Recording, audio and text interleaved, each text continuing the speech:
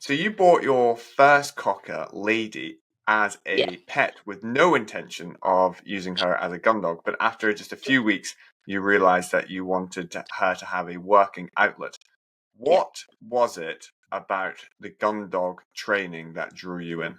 I wouldn't necessarily say it was the gundog training that drew me in. It was the fact that she was absolutely feral, and she came from. So I actually got Lady from my dad, who has his own shoot, and he's had his own shoot for 18 years now, and he bred Lady, so I got her because I was like, please Dad, let me have a dog, I really want a pet.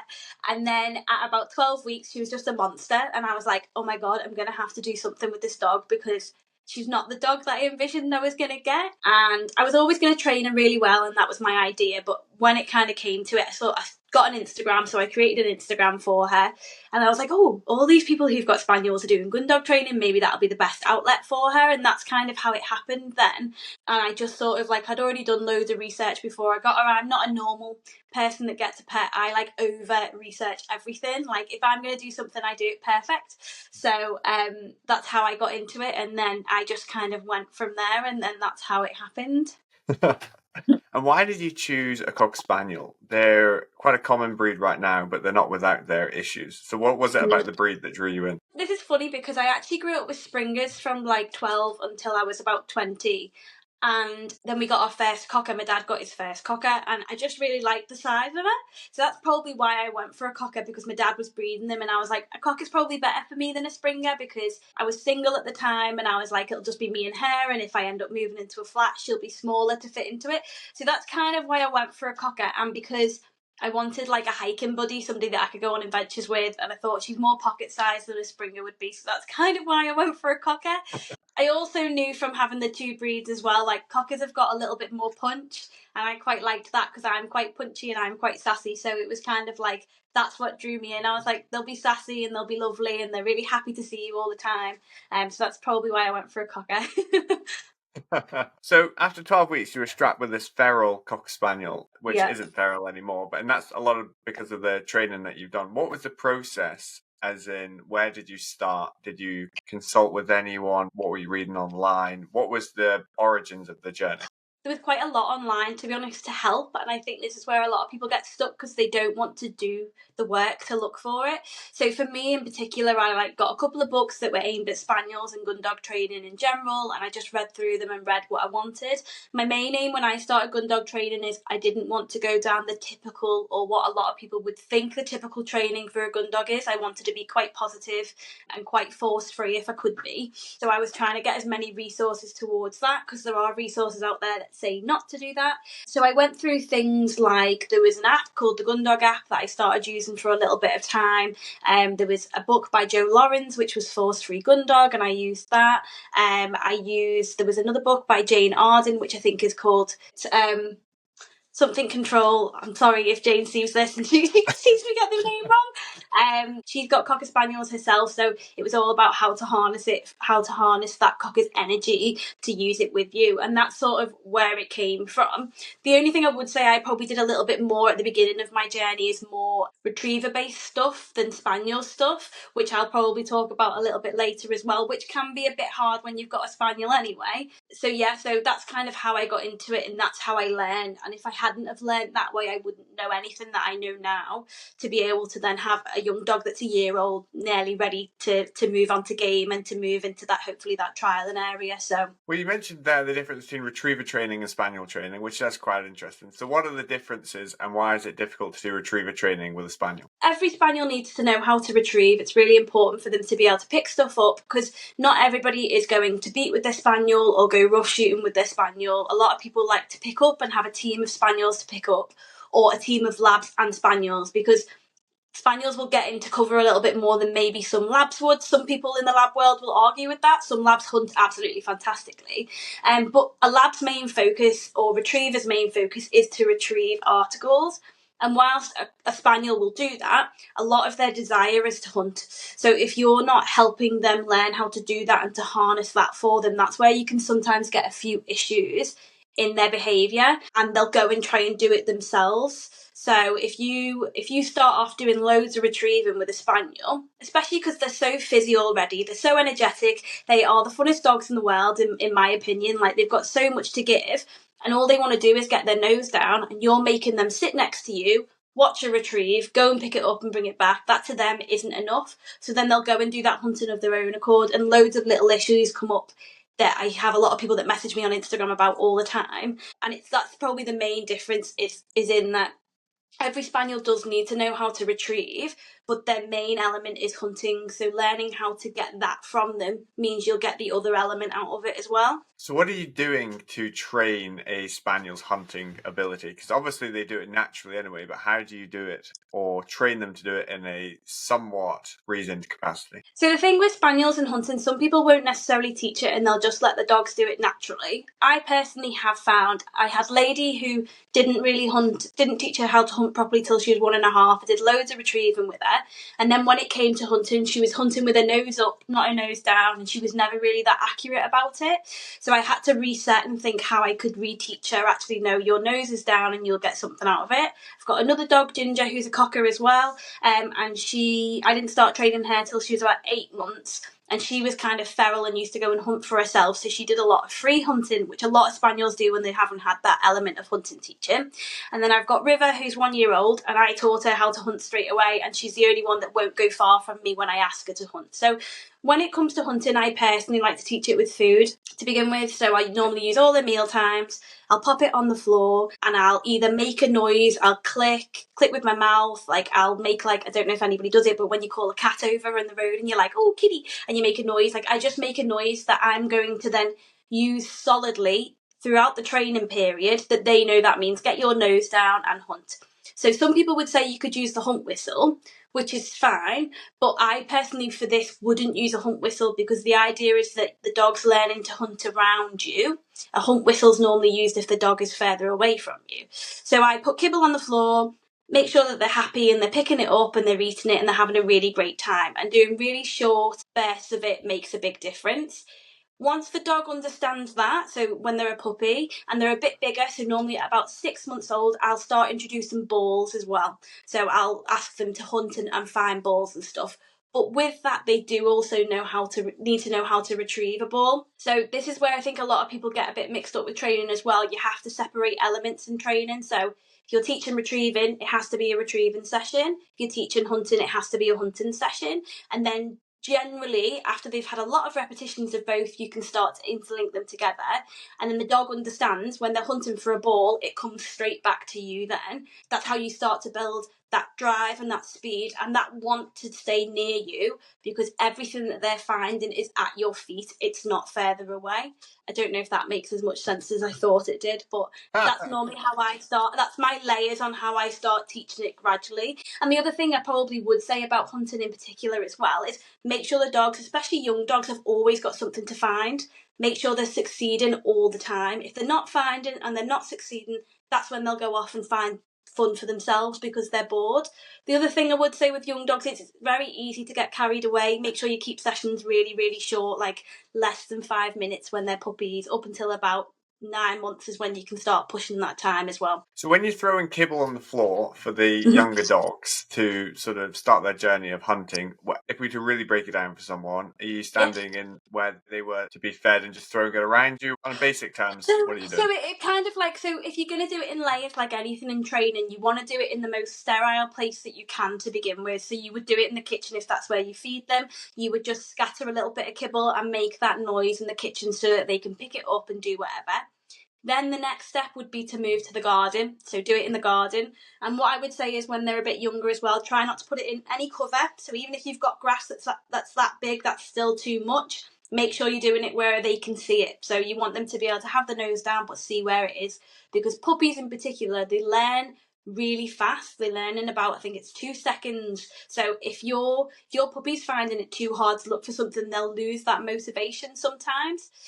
So I just make sure I set it up. Then I would put it in the garden in slightly bigger cover, so slightly thicker grass. And then once that happens, I would even So normally at the beginning as well, they can see you putting this down. So once they've succeeded, you keep putting kibble down until they've got all the kibble. And then in a couple of months' time, you could go and put kibble in the garden already and then bring them out and ask them to hunt for the kibble, and it's already down. So it's just about really stepping that up and making the difficulty a little bit bigger each time so that they then understand. I'm not saying at 12 weeks your dog should be hunting for kibble that's already been put down. I'm talking at about 5 or 6 months. That's when they should be doing it.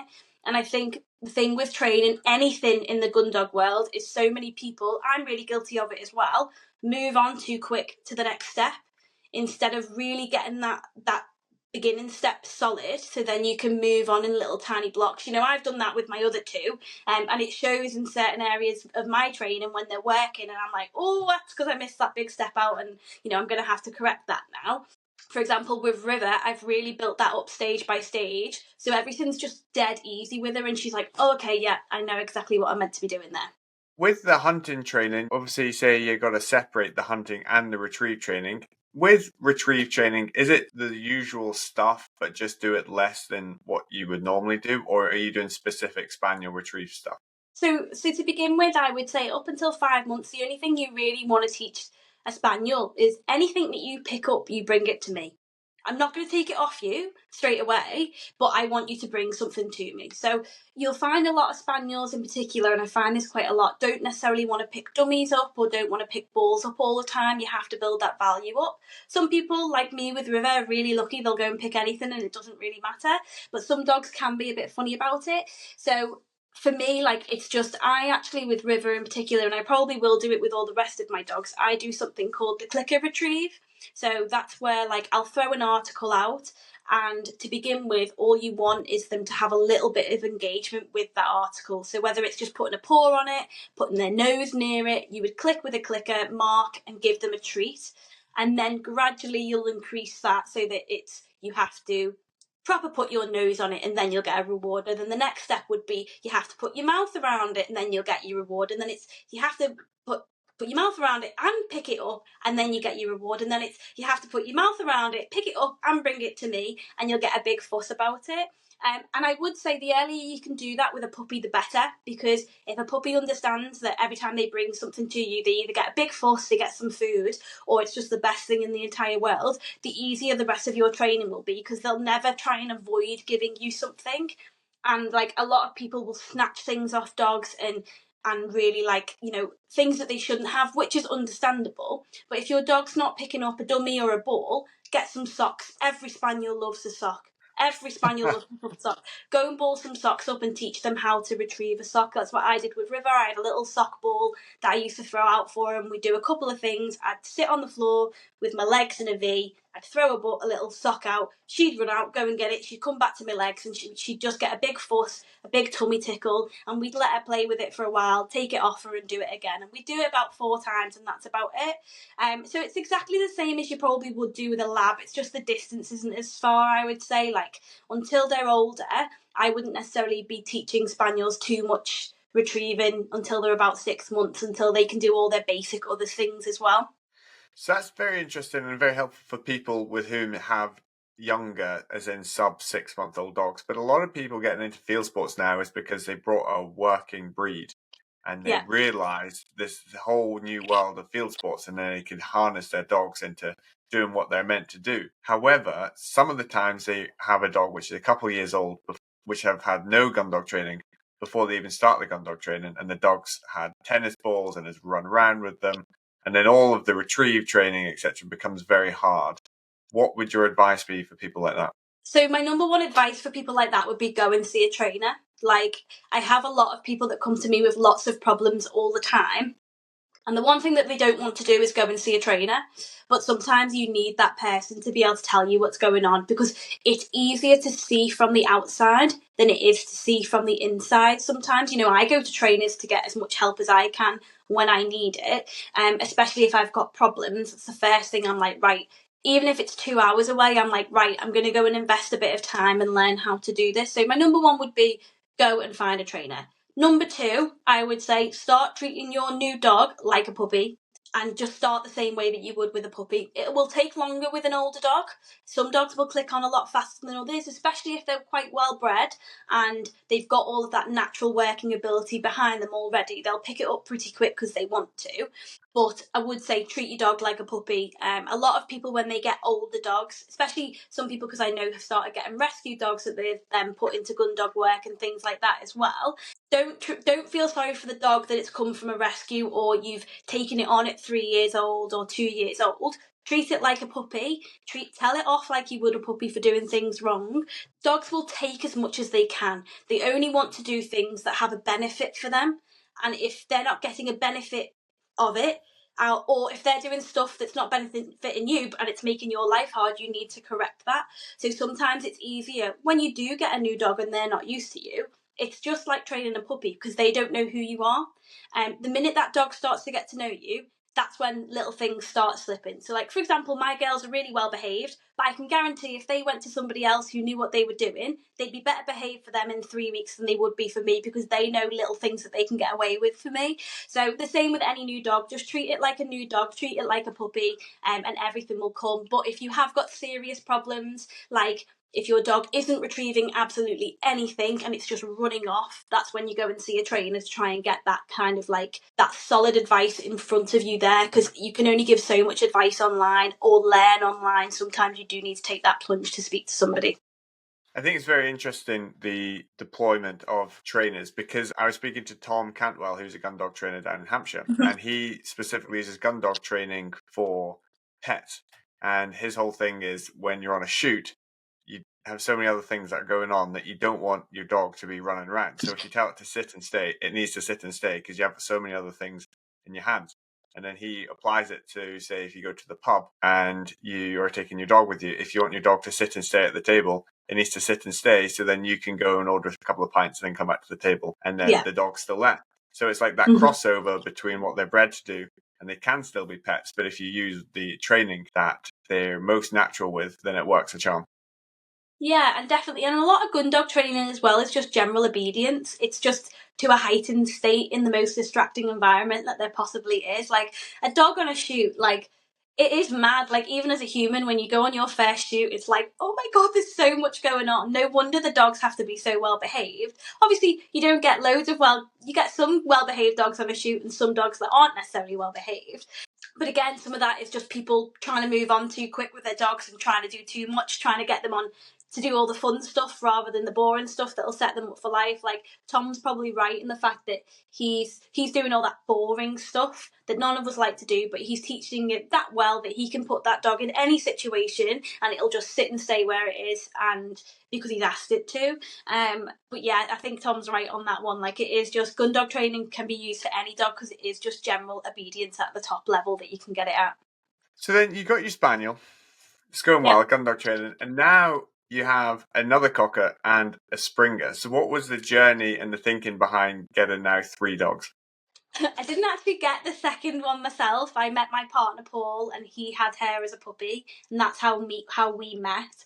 So Ginger was going to be Paul's little hiking buddy, and I wasn't going to train her because she was nuts basically, and I was like, I've still got Lady. I'd like to put all my effort into her because at that point I was then like, right, I'm going to get her to work in a year's time. I'm going to do it. I'm going to work really hard and see if my dad will let me go and work with him. So we did all that, and then when she got to about 8 months, I was like, she needs a job really badly. Like she needs something to do. She's got a lot of potential. Like she could be a really great dog with the right person. So I was like, Paul, do you mind if I start training her? And he was like, no, go and do what you need to do with her. Not that Paul didn't train her. She had a great heel. She could retrieve because she loved the ball, and she could hunt, but she used to hunt for herself, and that's where the issues started coming in. And we were like, her recall's not as good as it could be, and she was just going a bit far for my liking. I like to teach them to stay within a certain area of me. Even on a normal walk, they have a certain limit where they can go up to, and then they'll turn back around and come to me. So I can give them a fuss and then they'll go off and run again. So my dogs are never really out of my sight. And Ginger kept going out of our sight. So that's why I started training Ginger. And I thought actually I could do with 2 dogs to work because I do a lot of days in the season. I do about 4 or 5 days a week. So I needed 2 dogs in case one of them's injured, or so I can rotate them a little bit. And then the reason I got River, she wasn't really planned, but I knew I was going to get a Springer at some point. But I did a couple of tests last year. So you can do, in the gundog world, you can do tests and trials. And tests are just a bit of fun on dummies where you can see how well trained your dog is, and you can place and get awards and things like that with the gundog clubs. So I did a couple of tests and saw a couple of really good dogs. And I was like, I think I'm going to maybe give trialing a go. I thought, because I'm one of those people, I'm a bit of a perfectionist. I probably have ADHD as well. So I do have ADHD. So when I do something, I get a bit obsessive with it, and I'm a bit like, right, that's it. This is my whole life now. So I kind of was like, I think I might trial, but I didn't want a cocker to do that because I wanted another dog, and I was like, maybe I'll give it a go with a Springer, because Springers are quite different to cockers, and we'll probably cover that at some point. But they can be quite different. So I thought, oh, I'll just get a Springer. Wasn't sure if I was going to trial, and my dad ended up saying, I'm going to get a Springer next week. And I was like, oh, and he was like, there's one bitch left. This is the pedigree. And I was like, oh, I'll have her then, because she was exactly what I wanted. Right colour, right face. Her pedigree was really nice, full of all the red lines. So she's from really good trialling lines.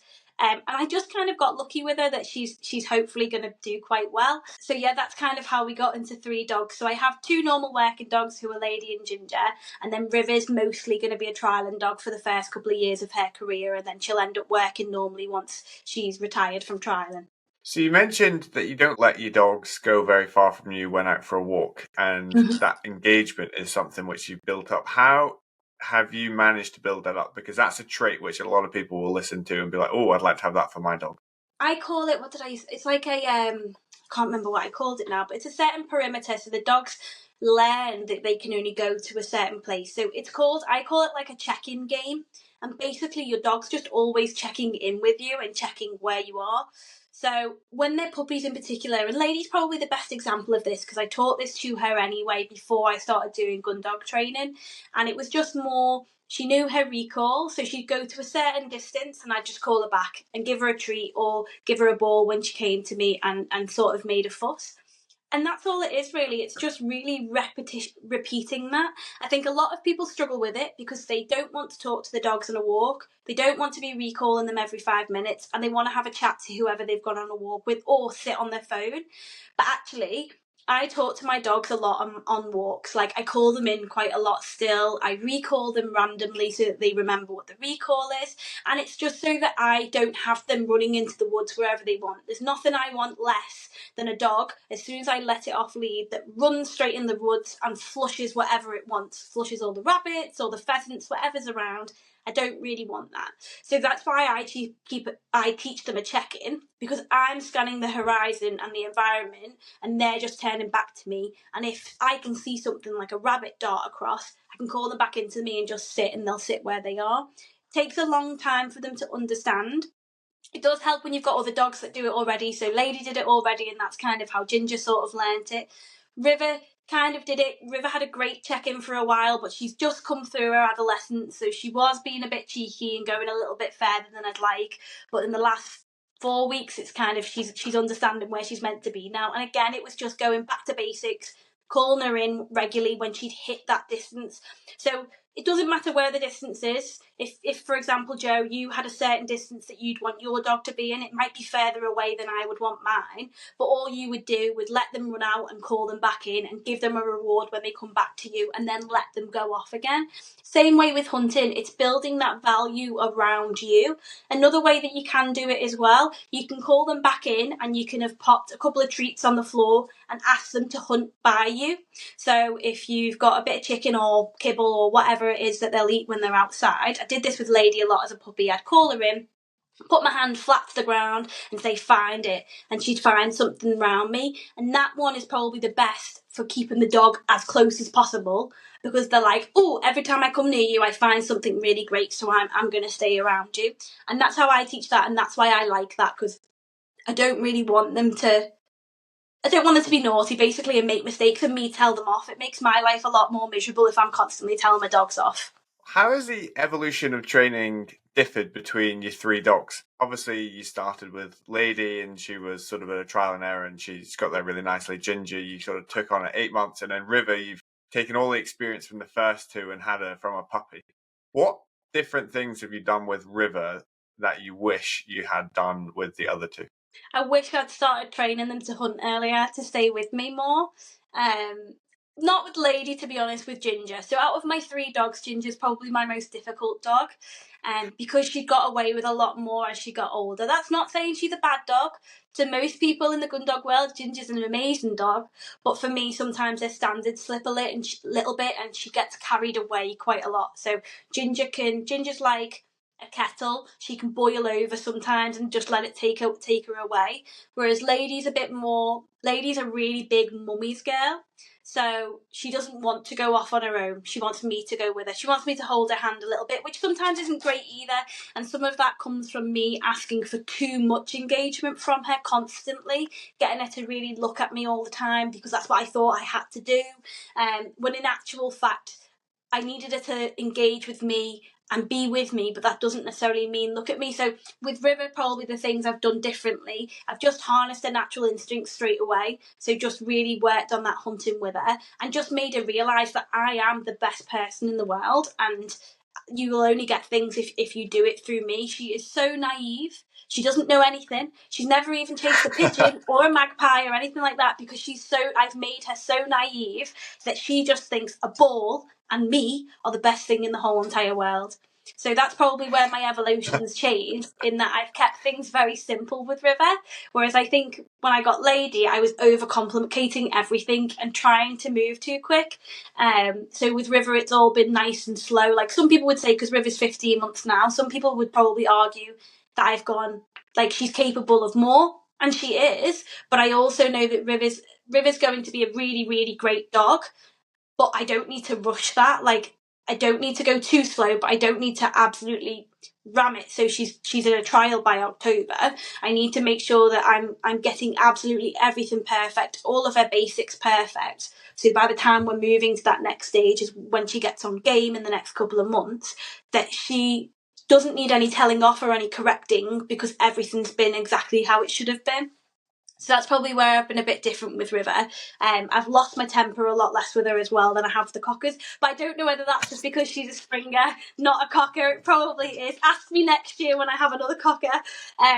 But yeah, that's probably the difference in my evolution of training. In that, like, I've learned a lot from the other two about myself, and I think as well from the other two, I've learned that I'm not a bad trainer and I've trained them quite well. So I was like, well, I can do it again. Whereas I think some people, they get a second dog and then doubt whether they can do it. I was like, nope, I've got this. I can do it. I can get as much help as I need. And I'm not going to mess anything up, and it's not the end of the world if I do either. So you alluded to the differences between Springers and Cockers. What would you say are the main differences from a gun dog training point of view? The Cocker's probably got a long list, to be fair. I absolutely love Cockers. I do. I absolutely love Cockers. And out of the two of them, Cockers has still probably got the edge for me. Don't ask me why. People will probably think I'm crazy because, but Springers probably are a bit more. They're not like labs, but they are in a way. They've kind of like, I think the last one that you did with Mordor Gundogs, he described a Springer perfectly. They've kind of got that off switch that a lab's got, but they've got that drive to hunt and they've got that drive to work with you a little bit more.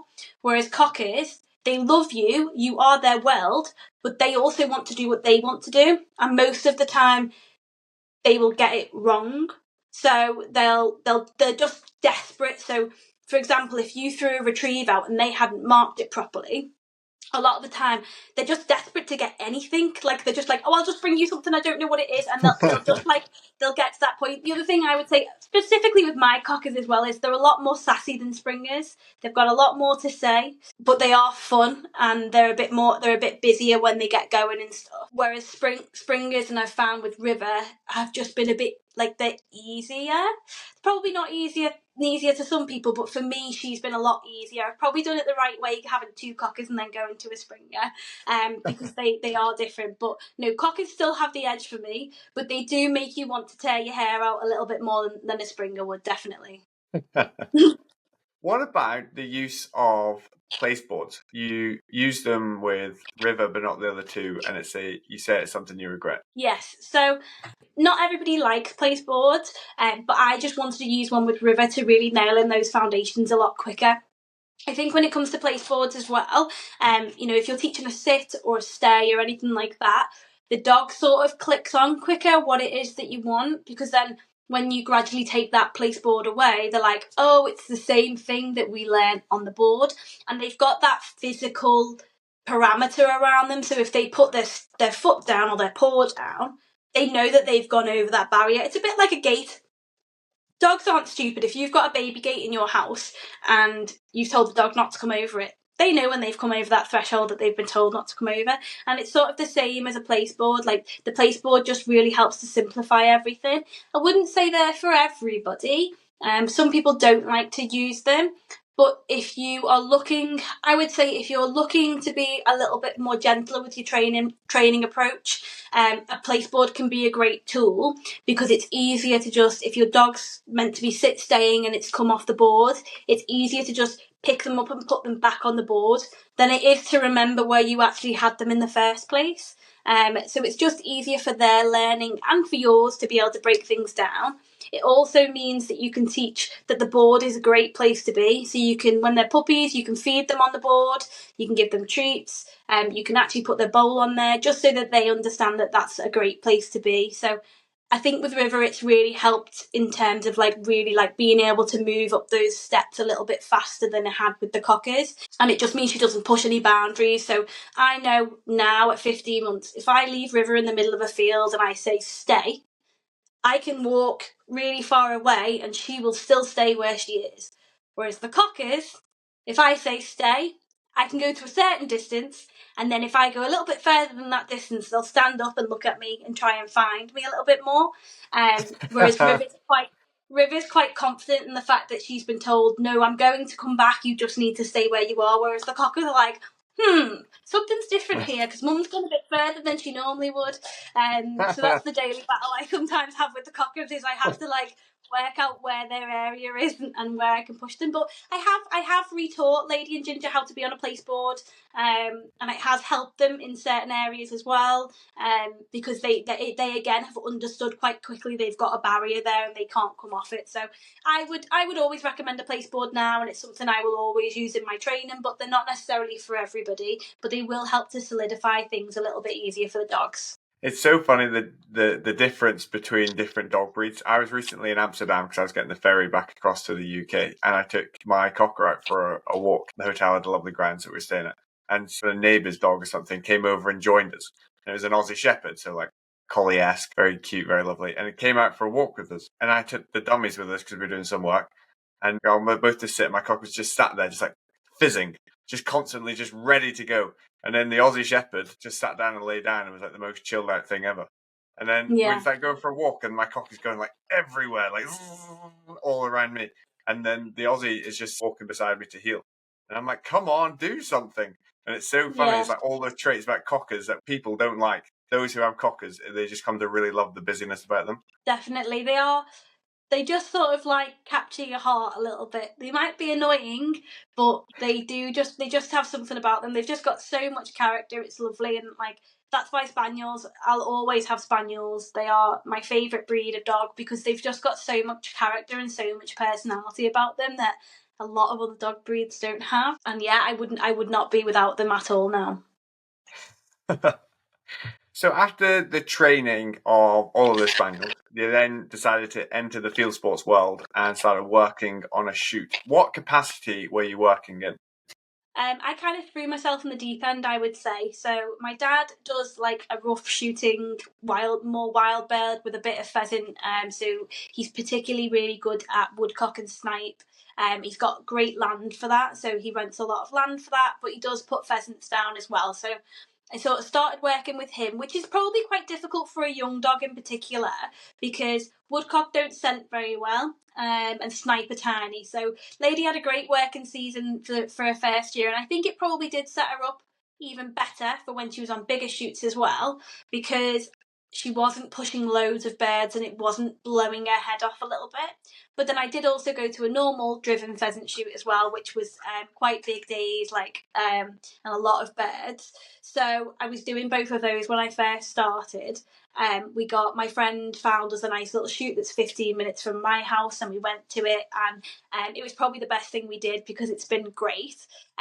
But it probably wasn't great for Lady in her first year. It was probably too big of a shoot for her, ideally. She's just very honest, though, and I've kind of got away with it with her. But any other dogs probably would have fizzed over in their first sort of year being there. And you do notice, like, even this year on my second year, I know there were a couple of young dogs, and by the end of the season, you could see that they'd sort of fizzed over a little bit too much, especially cockers. So I was doing every Saturday pretty much on the biggest shoot, and then I was working for my dad through the week, doing like 3 days a week, which I really enjoy because I go to Wales 3 times a week and walk up all the hills and get all my steps in and get really fit over the winter. So it was lovely, and that's kind of how I got started. And then for my second year this year, I was actually working on 3 shoots. So I was working on my normal Saturday shoot, my dad's shoot, and then I was on another shoot as well, which was partridge and pheasant. And that one I used Ginger for mostly because Ginger's great undercover. And that shoot in particular had a lot of cover for me to get through, let alone the dogs. And Ginger will just bash through anything, so she was my main dog for that one in particular. And it's just good because I know which dog I can use for certain things now. So like Ginger's always better on like heavy cover days and days where there's like loads of spiky things, whereas Lady's good, but she is a bit of a princess, and if she's had a bit too much even for an hour, she's like, no, my feet hurt, I don't want to do this anymore. So Lady's better on, which a lot of dogs would struggle on, Lady's better on flatter ground. So Lady would be, technically she doesn't really do it very often, but Lady would be great on rabbits because she's really good on that sort of ground. But a lot of dogs can get too far away from you on that sort of ground because there's not enough cover for them. So Ginger, for example, would take the mick and she would probably go too far on like rabbiting ground, whereas Lady, that would be her ideal ground, and she'd hunt her best that she could on that sort of ground. So I've been really lucky with the shoots I've been on, to be honest, and that I get to go on. And I always say this on my Instagram, like, I know how lucky I am that I have such wonderful shoots that I get to go on as well. Say someone is new to field sports or certainly shooting and don't really know the different types of shoot. So obviously there's different types of birds in which being flushed and then being consequently shot. What is it that you're doing with your dogs to someone who doesn't know much about the industry? So normally, so I'm mainly a beater, so I'm on the beating team. I do a little bit of picking up as well, and I'll explain what that is, but that's only happened in the last year.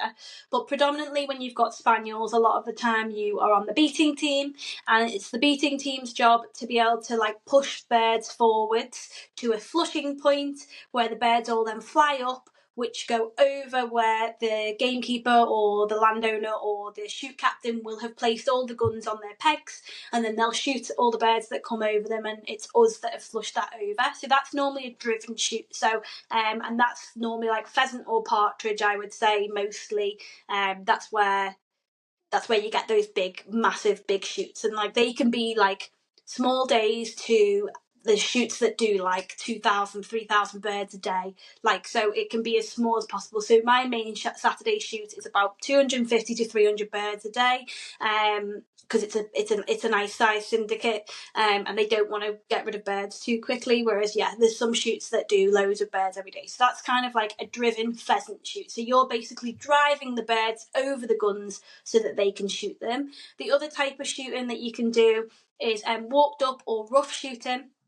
And that's normally, it depends on the capacity that you do it. But for example, on my dad's, at my dad's business, like we can either have guns surrounding an area, and again, we'll beat the area so that we can flush some more wild birds like woodcock or snipe or any wild pheasants or anything like that, and to the guns. Or normally, say for example, on a rough shooting, you can be a walking gun.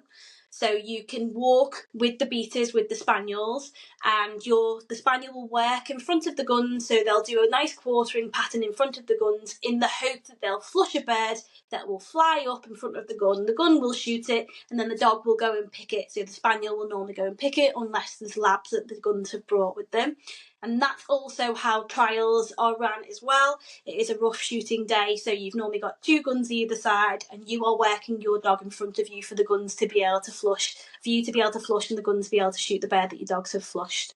And for this work, is it just a hobby? Are you getting paid a bit for it? It depends on your shoot, really. So when you're a BT, you can get paid, and I get paid a small amount on all of mine. It's not a really great wage, but I get paid a little bit for it. I'm really lucky. I'll disclose this. I work for myself, and my main working time is like from March to October, and then in between those months I don't have as much work, so that's why I'm able to do as much work in the dogs as I can. I kind of live the dream because I'm working on my own job in the off season and working with the dogs on the closed season. So that's how I can do so much. But the good thing is, even if you did work 9 to 5, Monday to Friday, you would still be able to go on a shoot on a Saturday, because there are shoots that run at the weekend. Or if you had days off in the week, there are shoots that need people in the week, which actually, if you are going to inquire to work on a shoot, they would probably be more grateful if you had weekdays available too, because a lot of people drop off the list on a weekday because they can't, because they're working. So that's how I'm able to do so much of what I do. So it is sort of like a little job, but it's more of a hobby, really. And it sort of started as I was helping my dad out, and now I do more of it as much as I can, basically. So I get all the dates through, and I can work out which ones I want to do. So, like, for example, this year I haven't really got that much work myself in November and December, because I've done that much work for the rest of the year. So I am going to be basically working the whole of November and December with the dogs. Would you ever consider training other people's dogs, making it more into a business rather than a hobby, or do you think the balance which you strike at the moment is probably optimal? So I've trained one of my dad's dogs before. So last year I got River's sister, and we actually sold her on because when I got her, I said to my dad, she's not the right dog for you, really. He's got cockers, and they're not the best trained cockers. They're not bad, but he doesn't train them that well, which is why I got D. And she just wasn't right for him, so we ended up selling her on. So I actually trained her up to a pretty good standard. Like, she had all of her basics in, like a sit stays. She could walk to heel. She could retrieve. She could hunt with me and stay with me, and they were all her basics. And we sold her on to a lovely girl called Lizzie, who I see quite regularly still, as well. And she meets me sometimes with River. And then actually next week I'm getting another one of my dad's dogs. He's got another cocker that he wants me to train. So I have thought about it. Hopefully, I'm hoping in the future it will be something that I might be able to do. I never imagined that I would do it, but my mum's always said to me I've got this affinity with dogs. It's like, even when I was younger, she was like, "You're just dead good with dogs. Like, I don't understand like how you do it." And I would say that I am. Like, I just kind of understand them a little bit, and I understand timing's really key when it comes to training. So I don't think I would ever become a trainer in the sense that I would train other people. That's not really for me. I don't really want to train other people, but possibly in the future it's something that I have thought about, that maybe in the future, once I've got even more experience under my belt, and also I've got a slightly bigger house and I have some kennels, that I might be able to take some dogs on, or one dog for somebody, and train them for a couple of months. It's not something I've not said, I'm not saying no to, but it would be something I might think about in the future. So, speaking of the future, that's a possibility. What else can we expect from the Spaniel Diaries? Possibly at the end of the season, I'm hoping to be able to run River in her first trial. I've been sharing a lot of her progress of her training up until the last couple of months. I was really documenting it, but because I'm trying to get her absolutely perfect, I've kind of not been filming her quite as much, because it's been really important that I'm watching her, and I've obviously been to see a trainer that's been helping me with her journey a little bit more, just to help get her where she needs to be. Because especially when it comes to trialing is another level to normal gun dogs. Like, your dog has to be really spot on for certain things. So making sure that I'm getting the right help, and somebody can see what I'm doing and be like, "Why are you doing that? Like, why? Just do it like this." And it's really good to be able to get that advice. So that's one thing that we're probably going to see, hopefully at the end of the season. And if not, it'll be the year after, when she'll do she'll be trialling. And then hopefully next year we're going to have our first litter. So I finally got a kennel name last year, which is Tegan Rob. And I'm going to be breeding Lady next year and hopefully having our first litter. And then I'm going to be keeping a puppy back for me who I'll be training up hopefully to trial as well. So I'll have my first trialing cocker, and hopefully we'll be able to get there. And then obviously I'm going to be sharing my whole shooting experience again this year. This will be my third year in the field properly. I've got all of my shoots lined up already, so I'm really looking forward to getting the dogs ready this summer now. I feel like it's really big crunch time now. We're going to be going back in the rabbit pens to get them nice and steady, and we'll be out from October probably. Amazing. Well, that all sounds great. I will link all the social media, etc., in the description so people can join along. Sophie, thank you very much for coming onto the show. You've been insightful and it's been a lot of fun. You're so welcome, Joe. It's been a pleasure.